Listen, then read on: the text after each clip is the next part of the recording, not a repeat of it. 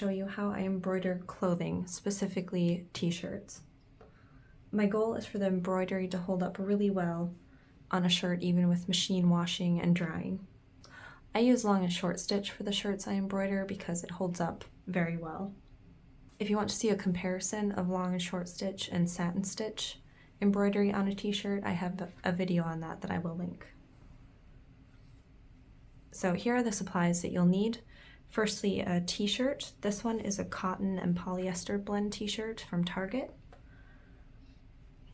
And knit fabrics like this do need a stabilizer because they're stretchy. If you don't use a stabilizer on a fabric like this, your stitches can warp, end up loose, or the fabric itself will pucker and it just ends up looking pretty messy. So I use a stabilizer. The stabilizer I use is a water-soluble stabilizer. This one is Sulky brand. It's sticky Fabri-Solvy. So it comes in sheets like this. You can print on it, you can draw your pattern on it, and then you peel off the backing, stick it to your shirt, you stitch through it, and then you wash it away when you're done.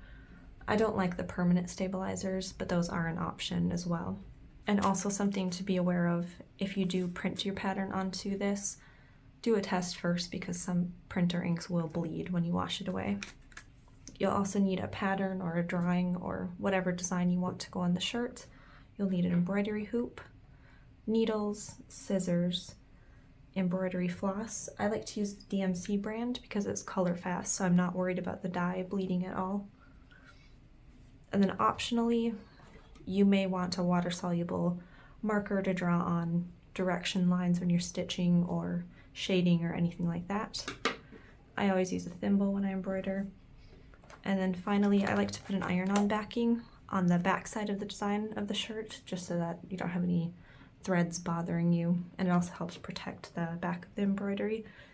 I think I want to just have it kind of off to the side here, not in the center. I just cut out this pattern so I could kind of place it around the shirt. I think I want it about here. I'll peel my stabilizer backing off.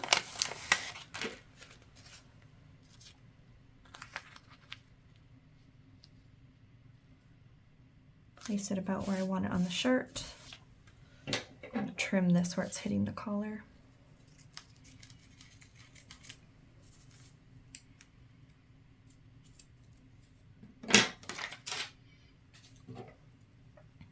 Take my hoop.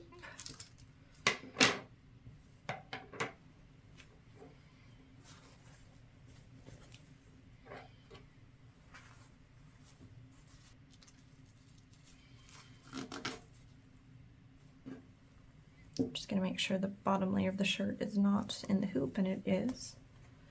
Pull that out. Don't want to stitch the two layers together.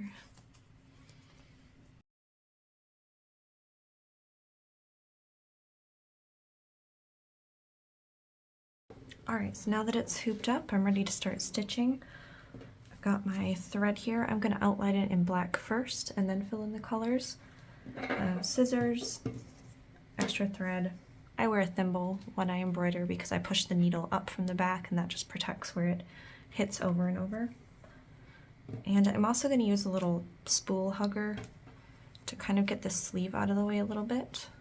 You could use like a binder clip or anything to just hold it out of the way if part of the shirt you're working on is getting in your way while you're stitching. The rest is just going to kind of hang down. I'm going to be doing this in single strand, and I'm going to be using stem stitch or outline stitch for all of the outlines here, and then I'm going to be filling it in with long and short stitch. So I'm going to grab one strand here, thread my needle. You can use any outline stitch that you prefer. I really like stem stitch or outline stitch, just feel like it works really well for any curved lines. There's a lot of those on this design.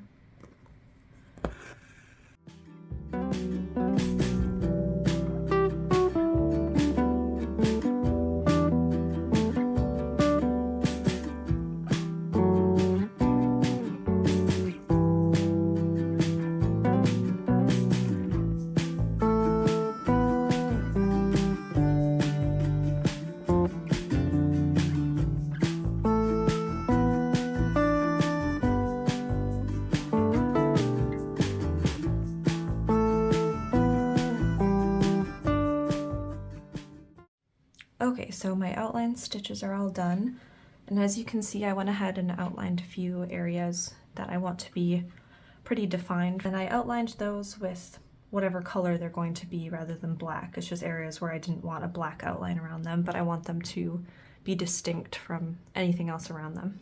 So now I'm going to go ahead and fill in some of the small details here. And if I have just a small area like this, I like to come up in the middle with the needle and then bring the needle down really close to the edge. It just gets it super close to that outline stitching. Just makes it look a lot neater. So you don't have any gapping or space between two different colors.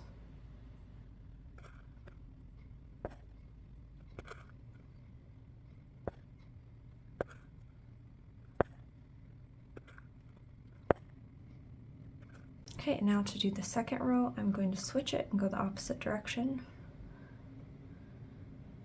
so that I can have the needle come down close to the bottom edge.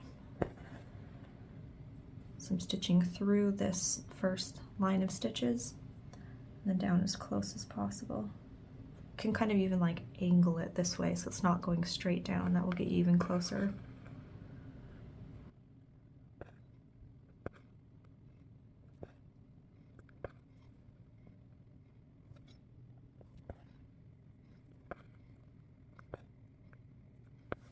Okay, so we're going to go on to Megalore's eyes now. And if you can see here, it's probably kind of difficult to see, but it's a little bit darker at the bottom and a little bit brighter towards the like white on the eye. So I'm going to start with a slightly darker yellow shade just at the bottom here.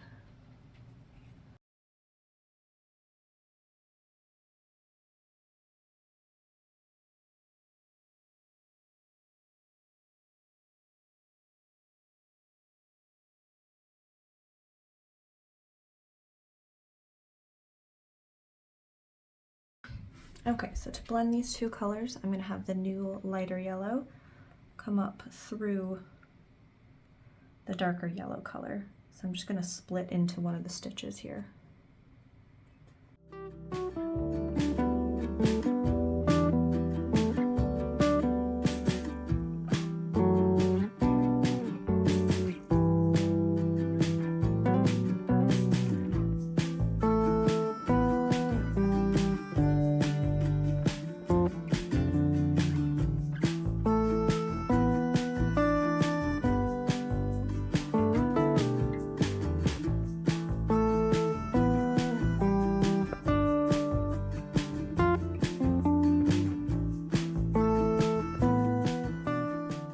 So for the cheeks, I'm just going to use very short satin stitch. If I was going this way, I'd probably do long and short stitch because I don't want the stitches to get very long.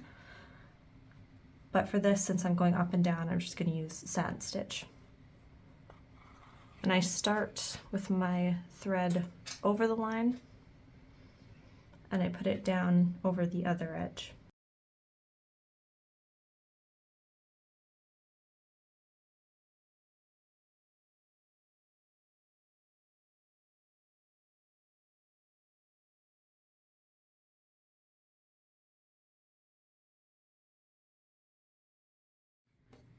Okay, I'm going to stitch Megalore's face next, and I've got my little shadow or shade line already drawn on there, but I'm going to use this DMC transfer pen, or it's like a water-soluble pen, and I'm just going to draw direction lines in the direction that I'm going to stitch. It'll just help me keep all of my stitches in about the same direction. So I think I'm going to do them up and down. That's the direction that I'm going to stitch his face.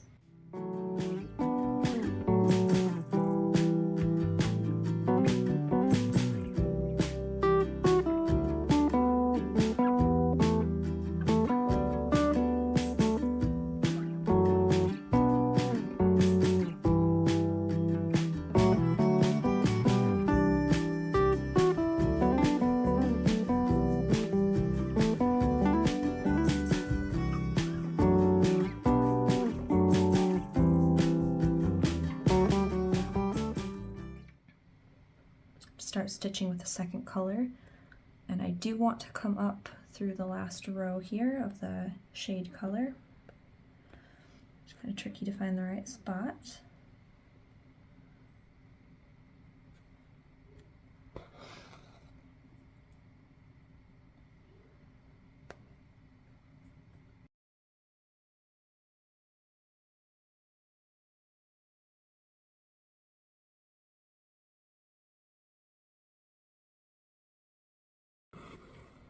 Try to keep the stitch direction consistent as much as you can. It's just going to give it an overall neater and smoother look.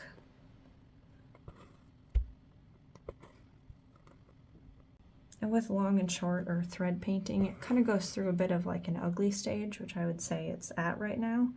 It's going to look a lot better once all of the fabric is covered and everything is done. So don't give up on it if it's looking a little bit wonky.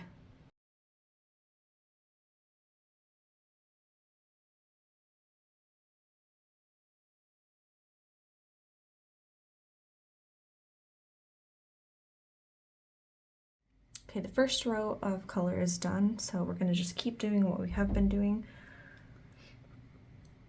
Just going to start by coming up through the previous row and then back down onto blank fabric that has not been covered by stitches. You can do it the opposite way, where you would come up from the blank fabric and go into your stitches, but I find that that kind of pushes the stitches down, and the end result doesn't usually come out quite as smooth. So I prefer doing it this way.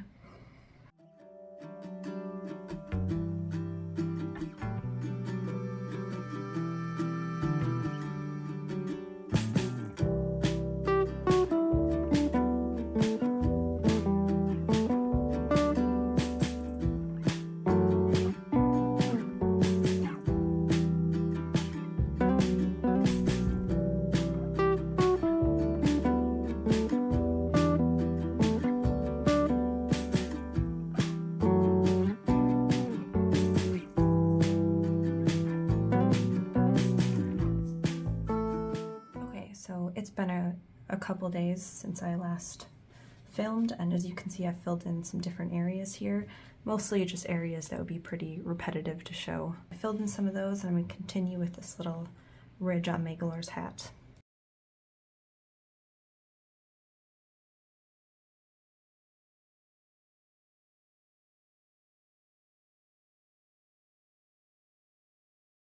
I've done one of Magalor's ears on this side, and I'm going to show you how I finish up with this ear.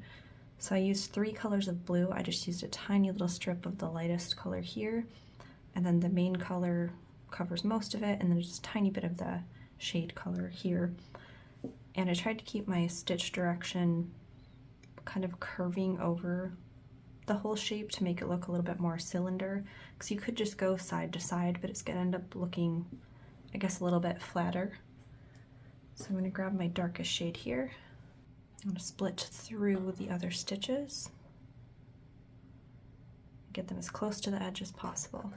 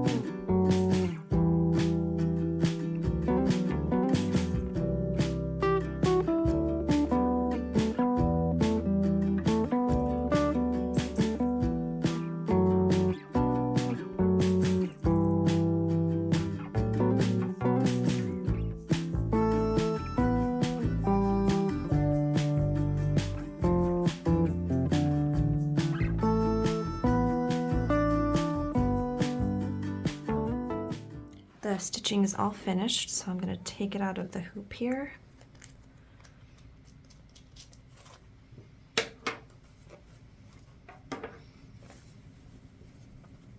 I'm going to peel up the stabilizer now that I'm done.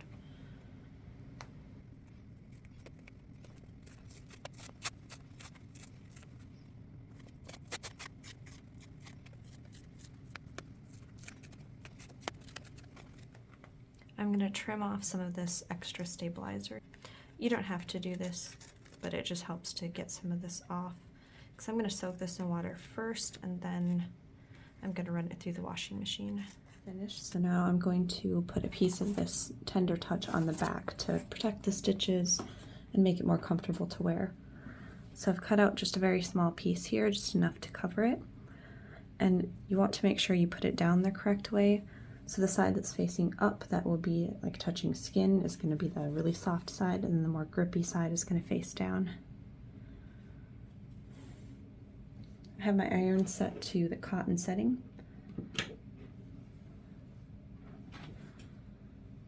I'm just going to move it around for about 10 to 15 seconds.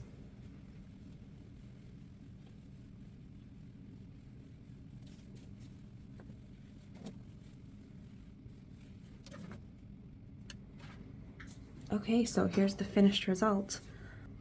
I hope this video was helpful. Thank you for watching.